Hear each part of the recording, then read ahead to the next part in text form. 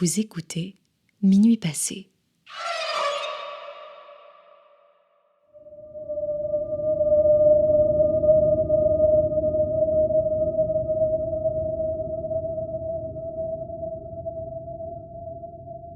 Miroir au beau miroir. Nouvelle de Patrice Pélissier.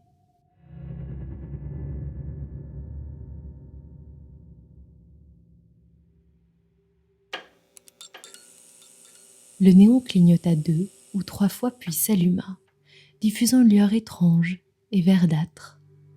Quand il vit son reflet dans la glace, il eut presque peur. Il sourit. Bizarrement, l'image ne fit rien. Il se traîna jusqu'à la cuisine. « Fatigué, je suis fatigué », pensa Andy. « Du café, il me faut du café. » Difficile d'émerger. Ses yeux trempaient dans la mixture noirâtre. Après un semblant de déjeuner, l'autre point essentiel de la matinée était la toilette, phase primordiale où normalement il devait plus ou moins se réveiller pour se rendormir devant sa table de travail. Depuis 10 ans maintenant, il travaillait environ 12 à 15 heures par jour. Il en était à son 24e roman. Il n'arrêtait pas et ne voulait plus s'arrêter. Son personnage central était la mort, mais décrite comme une vieille folle. 24 livres avec à chaque fois une victoire contre cette dame noire. La sonnette retentit. Lentement, mais sûrement, il alla ouvrir. Dans le couloir sombre, il titubait. La porte lui paraissait tellement loin de lui. Il se trouva face à la concierge. « Votre courrier, monsieur Andy ?» Elle dévalait déjà l'escalier. Il sourit, referma lentement la porte tout en examinant assez sommairement les lettres. Du sang coulait de ses mains, un sang noir et gluant. Il sentit une substance chaude lui glisser entre les doigts. Il souleva les enveloppes. Une seule resta collée à sa main. Elle tremblait, crachant par à-coups des jets de sang. « Bonjour !» Il se retourna, mais il n'y avait personne. La lettre et le sang avaient disparu. « Je ne te tuerai pas encore. » Il se passa pas mal d'eau sur le visage. Il n'en pouvait plus. Il en était arrivé à entendre des voix.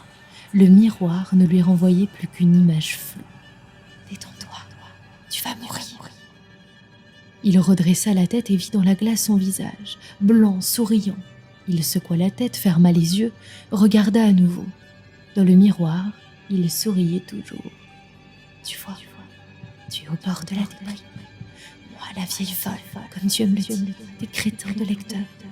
Moi, je vais bien, je te tiens. Me sens-tu en toi ?»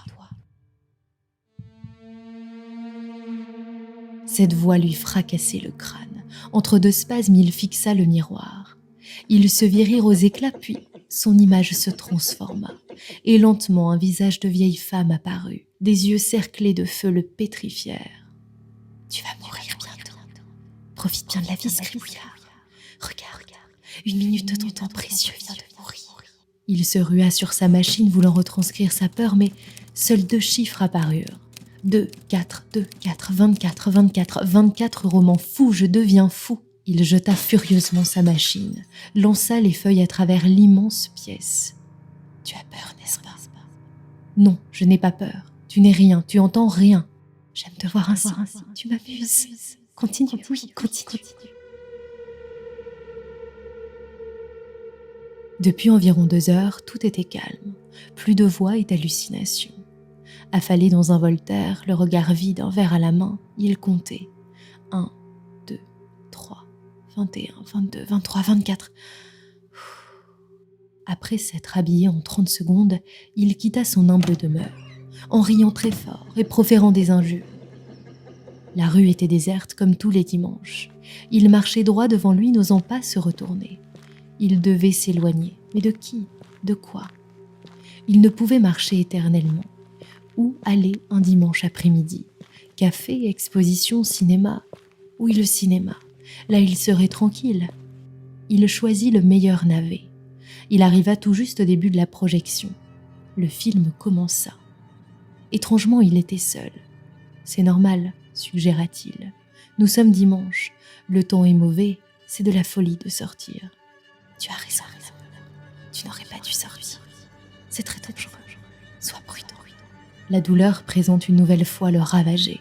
Sur l'écran immobile, une vieille femme le fixait de ses jolis yeux cerclés de feu. Il quitta la salle en courant, pleurant comme un enfant.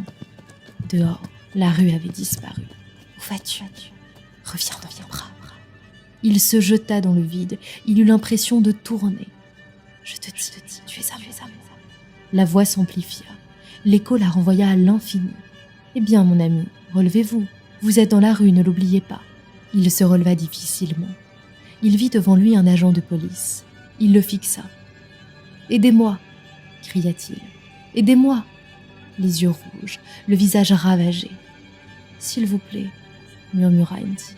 « Vous avez trop bu, monsieur. »« Non, j'ai trop écrit. » Il partit en courant, pleurant toutes les larmes de son corps. Il ferma à double tour la porte de son appartement. « Tu crois que cela sert à quelque chose ? Mon souffle glacé parcourt ton visage. »« Mais que veux-tu à la fin ? » ?»« Toi. » Dans le couloir, les objets et les meubles s'élevèrent, se dirigèrent tous vers lui. Lentement, il se mouvait à travers le corridor. Un vase de Chine lui frappa le visage. Une petite table projeta contre le mur. Une série de bibelots l'atteignit au ventre. « Arrête ! Je t'en supplie, laisse-moi à la fin. » Andy rampait, du sang coulait de son front. Il respirait difficilement. Sa voix se faisait de plus en plus faible. Il lui fallut bien une dizaine de minutes pour se relever. Les meubles, toujours aussi menaçants, se collèrent au plafond. « Viens. Laisse-moi !» Il tomba à genoux. De frénétiques tremblements animèrent son corps meurtri. « Arrête ! Je t'en supplie, arrête !» C'est bientôt fini. Il se rua dans la salle de bain, se verrouilla à l'intérieur. Adossé à la porte, il transpirait grelotté. Il fallait agir. La pièce se mit à tourner de plus en plus vite. Il s'accrocha tant bien que mal au rebord du lavabo. Ses pieds avaient définitivement quitté le carrelage de la salle d'eau. Il se vit dans le miroir. Ce n'était pas lui, ou plutôt, c'était lui. Son image lui sourit. Elle le menaçait. Un revolver le tenait en joue. L'image souriait toujours, l'arme pointée vers lui. Qui avait raison ? Dis-moi, qui ? Maintenant tout est fini pour toi. Adieu, amour.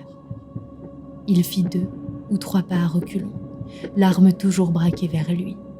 Un rire diabolique se fit entendre. Adieu.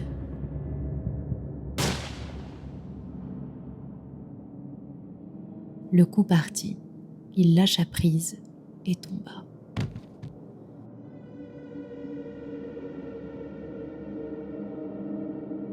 Deux jours plus tard.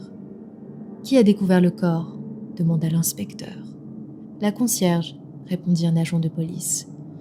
L'inspecteur, regardant par la fenêtre, s'interrogeait toujours. Pourquoi Andy Koff a-t-il collé sa photo sur le miroir de la salle de bain ? Et tout ce désordre, enfin, peut-être était-il un peu dérangé ? Le rapport du médecin légiste venait d'arriver sur son bureau. Il l'ouvrit rapidement. Un seul mot attira son attention. Overdose. Pauvre Andy. Vous dites, Maria ? demanda l'inspecteur à sa secrétaire. Mais je n'ai rien dit, inspecteur.